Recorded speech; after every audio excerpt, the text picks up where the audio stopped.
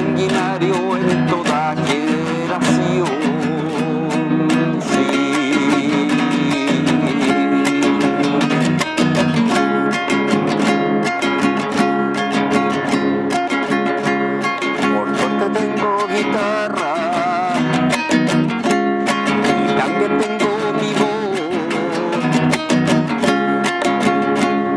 También tengo 7 hermanos fuera del que se engrilló, todos revolucionarios con el favor de mi Dios. Sí, sí.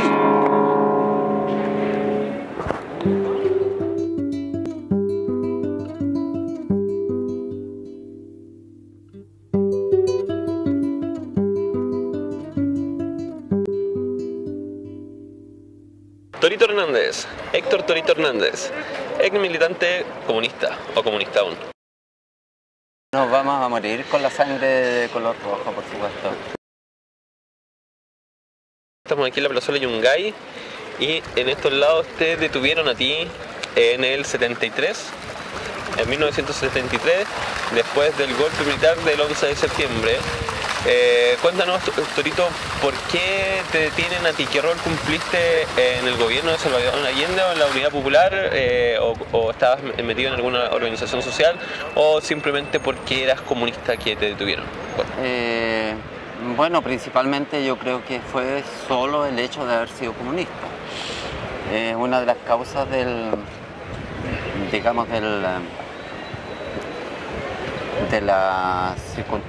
a ver, ¿cómo se llama eso? De lo que gatilló finalmente mi detención. O sea, yo simplemente por ser un joven comunista. ¿Cuántos años tenías? Tenía 17 años. 17 años, era un niño. Sí, era un joven que era presidente de curso, era miembro del centro de alumnos en la escuela industrial. Había sido elegido por votación política. En esos tiempos se elegían los alumnos por partidos políticos. Cada partido tenía, digamos, su representante. Sí, estaban empoderados antes de los conocimientos políticos, ahora ya casi ningún centro de alumnos de media, de educación media. Claro, en la enseñanza media antiguamente los partidos políticos eran los que en el fondo manejaban la situación y elegían a sus representantes. Y a mí me tocó estar por el Partido Comunista, siendo militante, digamos, del partido de ahí que venían todos los antecedentes. Claro. Oye, ¿qué pasó aquí en la dictadura? ¿Qué pasó acá en Osorno? Tú me preguntas qué pasó en la dictadura. ¿Qué pasó aquí en Osorno? Fue muy cruel acá en Osorno.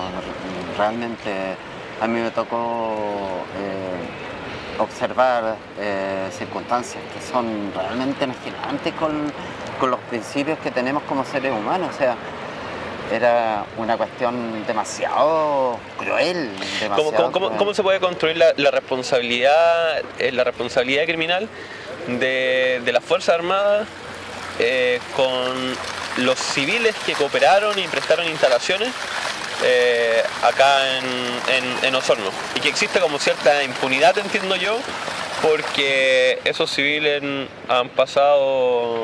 Quizás pasen a la historia sin pena ni gloria, pero fueron grandes colaboradores de la represión. Sí, efectivamente. O sea, aquí nosotros podemos ver aquí a un par de cuadras, por ejemplo, existe una construcción que sirvió de jaula y para tener presos políticos acá en Osorno, que era una cuestión que se llamaba la Felco.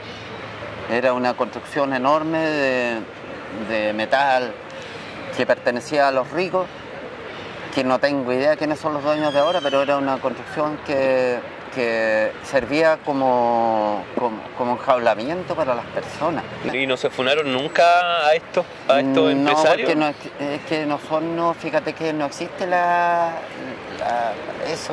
no existe la garra, no sé, por el ñeque, la fuerza para decir algún día, por último, funémoslo. Claro, pero esa responsabilidad creo que será compartida por ti también, ¿o no? Sí, efectivamente, yo creo que soy parte de la, no sé, complicidad a lo mejor, dejar en oscura dejar como así como que se termine y por último ya fue y una cosa así como... ¿Habría que ir a funarlos? No sé ¿Crees hasta tú? qué punto será efectivo, si por último no... Como no para sé que si- la gente sepa quiénes son, ¿o no? No sé hasta qué punto valdrá la pena porque yo creo que no corresponde. ¿Sabes por qué? Porque esas personas valen tan poco que ni siquiera vale la pena mencionarlo. Pero se las van a llevar Porque pegadas, yo, no importa, pero yo creo que no vale la pena funarlo porque son mediocres. Van a ser mediocres y van a morir mediocres. Y con eso basta. Si finalmente nosotros estamos vivos, estamos aquí, estamos, yo estoy hablando contigo y somos testigos de la historia, de una cruel y dura historia, que no todo el mundo la conoce. ¿no? Oye, las personas que te detuvieron y que te torturaron, ¿están presas hoy? Ninguno, ¿Ninguno? ninguno. No. ¿Conociste tú al capitán Adrián Fernández? Yo conocí, fíjate que a mí me detuvieron aquí en la Plaza de la Yungay, aquí a media cuadra de acá. Civiles, estaba el cabo Miranda, estaba ¿cómo se llama este compadre? Era un detective, se llamaba Carlos Villalobos. El Carlos Villalobos era el perro más maricón que había. ¿Sabes tú que ese compadre era el weón que a mí me ponía corriente y que me sentaba en una silla metálica, que me hacía sentirme como un... ¿sabes lo que es sentirse un chicharrón? Un chicharrón así cuando te ponen corriente y te empiezan a quemar por dentro y te ponen el electrodo, donde tú solo ves luces cuando te ponen esa cuestión, ves luces y ves luces y ves luces. Era una tortura era demasiado fuerte, era demasiado enajenante. Yo digo, ¿cómo es posible? ¿Cómo es posible que un ser humano le haga esa idiotez a otro ser humano? Yo no me lo puedo explicar. Realmente no. Fíjate que hasta el día de hoy todavía no me lo explico. ¿Qué ventaja tenían ellos con respecto a esa situación? Porque tú, si le pones corriente a una persona, lo tortura y todo, lo vas a cambiar de cabeza, lo vas a cambiar de mentalidad, lo vas a hacer cambiar de persona.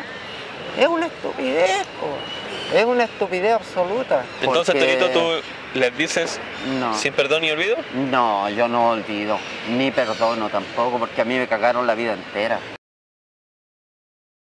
Bueno, estamos aquí con Bartolomé Angulo, miembro de la Coordinadora de Presos Políticos. Y estamos en la Casa Price. Cuéntenos, don Bartolomé, ¿cómo se inicia su historia acá en Osorno? Mi historia política social comienza en el año 69, trabajando en un taller de renombre aquí en Osorno, y ¿Cómo se llamaba ese taller? La Cosiera y Bonumetti. Ya. Ya, llegando al gobierno de la Unidad Popular, tuvimos la capacidad de nosotros de formar sindicatos. Mi lucha fue más sindical. Sí, ¿usted a qué agrupación pertenecía en ese entonces? En ese tiempo Organización. era simpatizante de izquierda, pero me integré al grupo al movimiento de izquierda revolucionaria, pero como FTR, El MIR. el MIR. ¿Y qué es FTR? FTR, Frente de Trabajadores Revolucionarios. Ya. En el fondo el objetivo nuestro era de formar los sindicatos de toda empresa, porque habían pocos talleres que estaban afiliados. Entonces nos dio la oportunidad con el gobierno de la Unidad Popular de que los trabajadores se integraran y formaran su sindicato para luchar nuestros derechos, ya, salariales, y estar comprometidos por las ganancias de estas empresas, siempre adelante con un pliego de petición, de conversación. Ese es más o menos el objetivo. Esa es la misión que usted tenía en la UP. No tanto la UP. El trabajo que da la Unidad Popular era la facilidad de que los trabajadores los organizáramos como sindicato. Ajá. ¿Y cómo estaban los trabajadores aquí en Osorno? ¿Estaban organizados? En esos tiempos habían sectores más o menos fuertes, más industrializados, que estaban formados en sindicatos, pero el sector obrero no estaba sindicalizado en esa época. En el momento de la Unidad Popular logramos formar en sindicatos de la construcción y sindicatos de ramos similares, como los talleres. ¿Y esos sindicatos perduraron con el tiempo o desaparecieron? Desaparecieron con el tiempo. ¿Con la dictadura? Claro, el tiempo de la dictadura desaparecen todos los otros sindicatos. Pero en un principio empezaron a hacerlo controlado por ellos mismos. Ya. Y de ahí que hoy en día ya los sindicatos han debilitado completamente las organizaciones sociales y todo claro, eso. Porque antiguamente el sindicalismo era autónomo. Cuéntenos un poco de su historia. Su historia comenzó como un artífice del sindicalismo, de tratar de construir sindicatos, de sindicalizar a los trabajadores, organizarlos. Pero después, con la llegada de la dictadura, básicamente porque no estaban muy contentos con el modelo económico que se estaba proponiendo, muchos de los líderes o dirigentes como usted los metieron presos o detenidos. Cuéntenos, ¿cuándo estuvo preso usted o detenido? Empezando, no como líder, sino simplemente como trabajador. Como un dirigente, ¿no? Dirigente de un sindicato. Por solo hecho de integrarme al Frente de Trabajadores Revolucionarios, que era parte del movimiento izquierda revolucionaria. Entonces se lo consideraba quizás lo más extremo, pero en el fondo era siempre estar con la base de lo que planteaba el sindicalismo en Chile, de que nuestra lucha era reivindicativa. Don Bartolomé, antes de que lo tomara la inteligencia militar, usted lo buscaban también. Claro. Cuéntanos qué lo buscaba. Lo buscaban por ser dirigente sindical y el otro por pertenecer al FTR. Sí, pero aquí había un grupo de empresarios que andaban haciendo acciones. Mira, el servicio de inteligencia, tanto de cuerpos militares que buscaban la gente, también había gente empresarial que estaban comprometidos con la detención. ¿Civiles que andaban? Claro, civiles ¿se uniformaban y ayudaban? No, andaban de civil. Andaban de civil, claro, no, pero andaban ayudando claro, con vehículos negros, la cosa que llegaron a la casa y eso, aquí en Osorno, ¿quiénes eran esos empresarios? Había uno que era empresario camionero, que pertenecían al rubro de Patria y Libertad, ¿sabes? Sí, ¿cómo se llamaban? Uno se llamaba Lito Vázquez, el otro Estanislao Vázquez, Mena, en esa época. Ajá. Y eso que llegaron a la casa a detenerme, yo en ese tiempo estaba donde mi suegro. Yo vivía con mi suegro. Tenía mi grupo familiar allá. ¿Usted cuántos años tenía? En ese tiempo tendría 25 años. 25 años. Claro. Y cuéntanos, ¿cómo fue el comportamiento de la sociedad osornina frente a que tenía un grupo de coterráneos que ya estaban siendo desaparecidos, lo estaban matando, lo estaban persiguiendo? ¿Cómo se comportaron aquí las organizaciones sociales, la misma población? Frente a esto. En realidad la población y la gente de izquierda sentían temor. Sí, pero más allá de la gente de izquierda, la gente en general. Así. En general la gente por lo menos cayó en lo como les dijera, esto silencioso, porque no decían nada. Se sentían, claro, porque a la vez yo creo que se sentían perseguidos. Aquí en Osorno, ¿usted en qué lugar estuvo detenido? Aquí en investigaciones. ¿En investigaciones? En investigaciones que en ese tiempo cumplía el papel de fiscalía. Fuera de investigaciones también estaba el hospital, que en el fondo era muy fuerte. Cuando estaban en términos de construcción sirvió de cuartel para todo su operativo represivo, el hospital. Y también el Estadio Español. ¿El Estadio Español? Claro, el Estadio Español y la Felco. Ahora usted tiene la palabra para enviarle un mensaje a la gente de Osorno y quizás a la gente de otras partes del país también. Mire, yo lo que deseo en este momento como mensaje de que vayan tomando conciencia de que realmente lo que estamos padeciendo, sobre todo Y hago un llamado de organizarnos para cuestionar fuertemente la AFP, porque en el fondo es un robo que están haciendo, es un robo de la cuarta parte del sueldo del trabajador, ¿eh? Donde se están enriqueciendo. Para mí, el grupo que forman la AFP son grupos económicos, grupos empresariales que manejan la plata de los trabajadores. ¿Especulan con ella? Claro, especulan la bolsa en el extranjero y en el fondo cuenta más pérdida y a la vez a la jubilación, chubaya, que es una mendicidad. Claro, así que ¿quién nos hace millonarios teniendo la plata de los trabajadores y haciendo negocios con ellos? Claro, y eso no es miles y millones, son miles y miles de millones. Sí. Calcule usted que 300, o sea, 2 millones de afiliados, uno tiene que calcular por lo menos al mes, aunque sean 30.000 pesos, son millones de plata. Sí. Claro. Para que llegara a una jubilación miserable.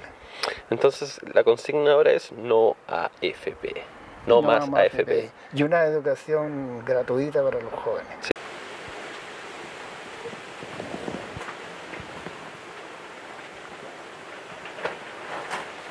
Estamos aquí con Rodolfo Valmontín Leal, mirista o ex-mirista. Mirista. Mirista. Mirista de siempre. Mirista de corazón. Así es. Cuéntenos, compañerito, usted qué rol cumplió o función durante el gobierno de Salvador Allende. Bueno, yo salí del liceo, tendría que comentarte así rápidamente, el año 70, siendo militante del MIR ya por varios años. Y el partido, el MIR, me manda a Valdivia en principio a fortalecer lo que nosotros llamábamos las tareas especiales. De allí estuve algunos meses y me fui a Temuco, donde participé en la organización de la defensa de las tomas de terreno, que en ese tiempo la derecha había organizado las Guardias Blancas, los PODLES particularmente, y pretendían recuperar las tierras que habían recuperado los mapuches. Estuvimos allí, de allí me fui a Santiago, estuve fuera del país, siempre en tareas de mi partido, y volví el 72 acá. En el 72 ingresé a la Universidad de los Lagos, en la Universidad de Chile, sede Osorno, como militante del MIR, pero siempre en las tareas especiales. Yo nunca cumplí funciones como dirigente estudiantil, salvo en el liceo,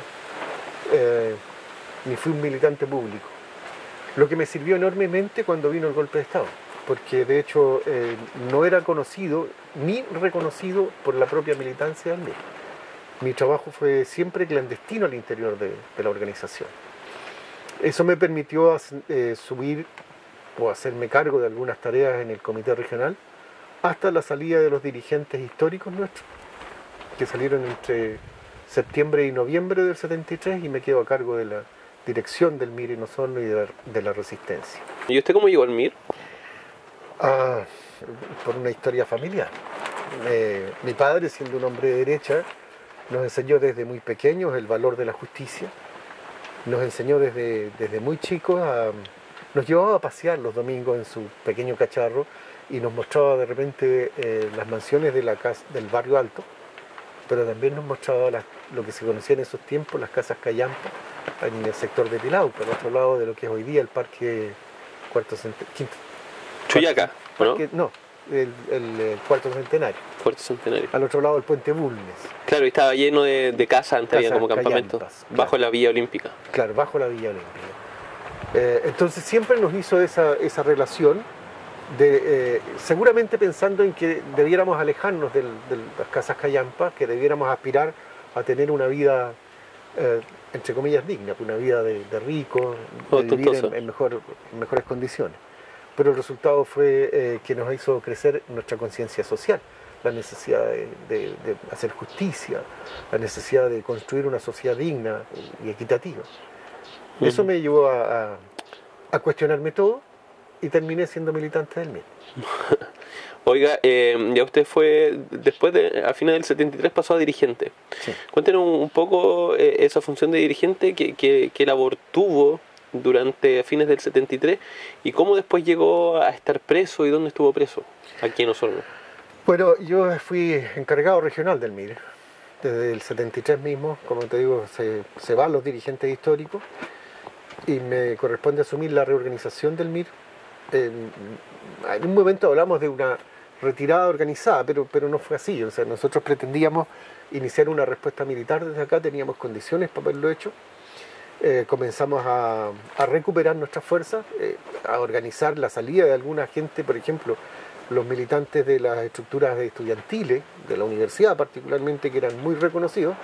Obviamente que los sacamos rápidamente de acá. No queríamos mantenerlos aquí, que donde corrían riesgo de vida, eran importantes probablemente en Santiago, en Temuco, de donde eran sus lugares de origen, donde podrían moverse con mayor seguridad sin perder su militancia, al contrario, siendo un aporte en cualquier otro lugar geográfico.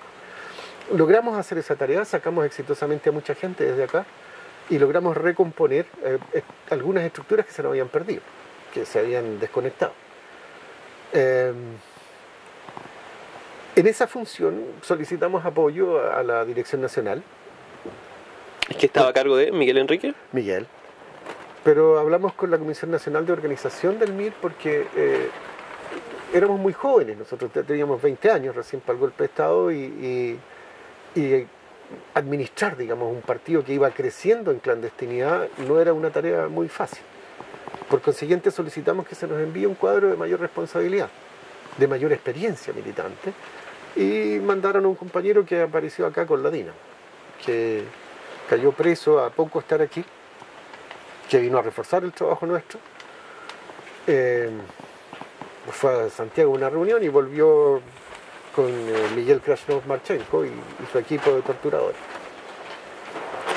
¿Cómo podemos entender esto? ¿Que él era cómplice o lo venían siguiendo? No, él cayó, como mucha gente, por la falta de rigurosidad en su labor clandestina. Pero salía de algunos protocolos. Sí, absolutamente. Él, de hecho, se quedó en una casa en Santiago, una casa de seguridad, que terminó su reunión y le entregaron recursos para que se viniera el día martes.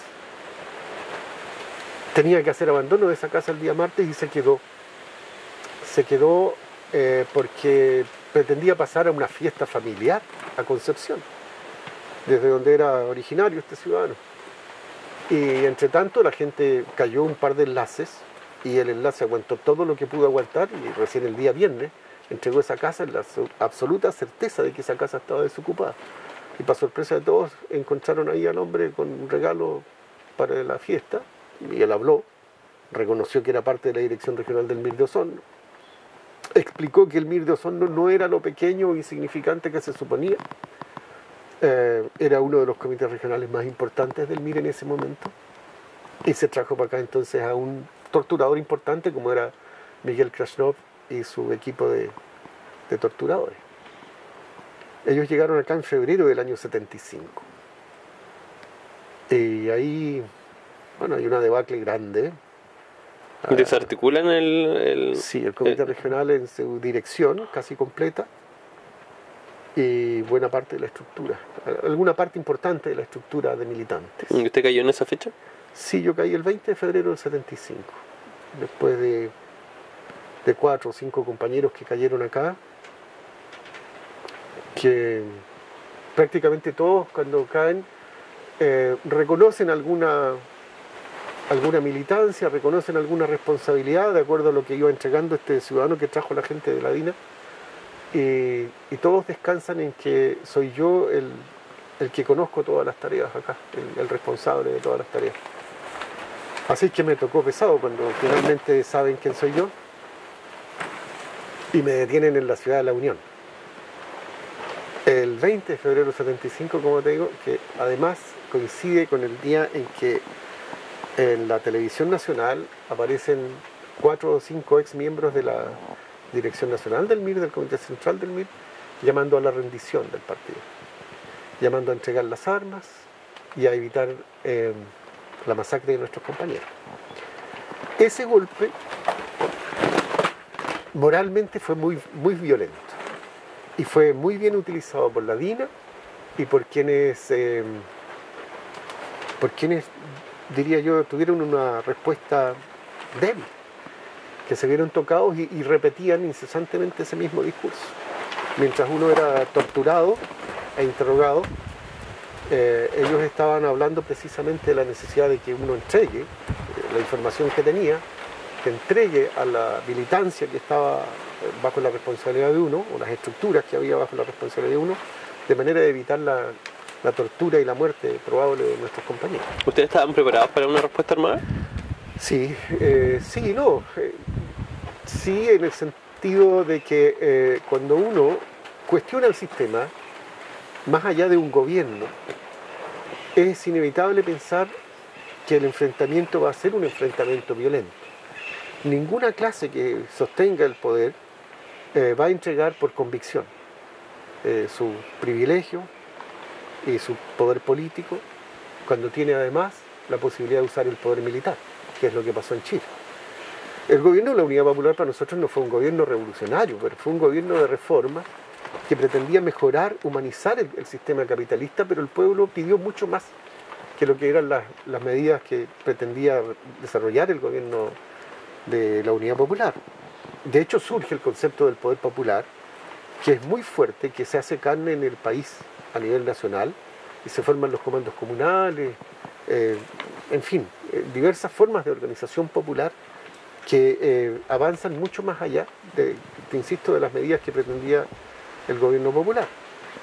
Tal así como la reforma agraria, tanto así como el crecimiento y el desarrollo del área social de producción, se toman fábricas, se toman fondos y se les hace pasar obligadamente desde el poder popular al área social. Eso gatilla entonces con mayor fuerza la respuesta militar del régimen. Y frente a esa respuesta militar, nosotros sabíamos que obviamente que venía, no sabíamos por cierto cuándo era, pero nos preparamos para ello de diversas formas. Nos preparamos, si uno piensa hoy día en una respuesta militar, seguramente se va al concepto de tener una fuerza armada capaz de enfrentar a otra fuerza armada, y no es así. La fuerza armada está compuesta en Chile y en cualquier lugar del mundo por gente que pertenece también a clases sociales distintas. Y así como en el ejército encontramos oficialidad que responde a los intereses de la burguesía, de la clase dominante, también encontramos lo que el propio Allende mencionó en alguna oportunidad, el pueblo con uniforme. Volviendo a su detención en la Unión en 1975, el 20 de febrero, ¿cuánto tiempo estuvo detenido y a qué lugar lo llevaron? Bueno, yo tendría que contarte que antes estuve detenido el año 74, aquí mismo en Osorno, en la Fiscalía Militar, que funcionaba en el cuartel de investigaciones, donde no fui torturado, porque caigo como consecuencia de alguien que cae en otro lado y da mi apellido. Pero con toda la clandestinidad que yo tenía, y con toda la fachada que yo tenía, pasé bastante bien. Y por eso hago el nexo y comento esta cosa. Pasé 40 días allí, y cuando salgo, obviamente, los servicios de inteligencia, el SIM específicamente, me sigue durante más de un mes. Me sigue en forma permanente. Hay un punto fijo frente a la puerta de mi casa. Un segundo, ¿podría definir qué es el SIM? El Servicio de Inteligencia Militar, Ya. o el Departamento Segundo del Ejército, que es el que da origen finalmente a la DINE y posteriormente a la CNI. Pero aquí el SIM, como te digo, me sigue durante más de un mes, y llegan a la convicción de que yo no estoy metido en absolutamente nada, y que yo tengo una empresa en la Unión, que era una lavandería pequeña, que era mi cobertura en rigor, y que estoy dedicado a mi familia y a mis negocios. De hecho, cuando salí en libertad tenía la provincia, digamos, como cárcel, yo no podía salir de la provincia, permanentemente tenía que acudir a la Fiscalía Militar, para que el fiscal militar de apellido Foller me autorizara por escrito, todavía tengo algunos de esos documentos, para viajar a Santiago, supuestamente a negocios de mi empresa. Se suponía que estaba importando unas máquinas desde Italia, en fin, nada de eso era real. En rigor iba a las reuniones de la Dirección Nacional, ¿no? Reuniones, pero iba a contactarme con la Dirección Nacional del MIR, autorizado por la Fiscalía Militar. Cuando finalmente el año 75 descubren que efectivamente era yo el que manejaba todo el trabajo acá, obviamente que las primeras golpizas son en castigo. Son de parte de miembros del ejército que estaban trabajando acá trabajando entre comillas, con la gente del Krasnov Marchenko que se vino, y son ellos los que me llevan al cuartel, al patio 2 o cuartel segundo del regimiento Arauco, que es el conocido después como el regimiento Coraceros. Y desde la Fiscalía Militar me sacan, que es donde me traen desde la Unión, me sacan y me llevan a ese lugar, y ahí me aíslan. Ya habían otros compañeros detenidos y me tienen ahí durante más de un mes. En ese periodo en que soy muy golpeado, paso un par de días en que me sacan de allí y me llevan al regimiento Arauco para ser atendido por enfermeros, para que no me vaya a morir sin haber hablado. Fue muy importante para mí que me llevaran 2 días o 3 días que estuve allí en el regimiento, porque tuve oportunidad de ver allí a un compañero nuestro, Joaquín, que era el jefe de la Fuerza Central del MIR. Él combatió en el Tume el año 73. Era la Fuerza Central del MIR, era una fuerza guerrillera preparada para establecerse en la montaña a partir del complejo maderero de Panguipulli. Que fue arrasada esa fuerza. Fue arrasada. Joaquín logró salir desde allí con vida y es detenido en Santiago el año 75. Es detenido en Villa Grimaldi, torturado en Villa Grimaldi, junto a muchos militantes de la Fuerza Central, y finalmente son todos sacados desde la torre. ¿Cómo podríamos cerrar este nefasto episodio de la historia? Con justicia.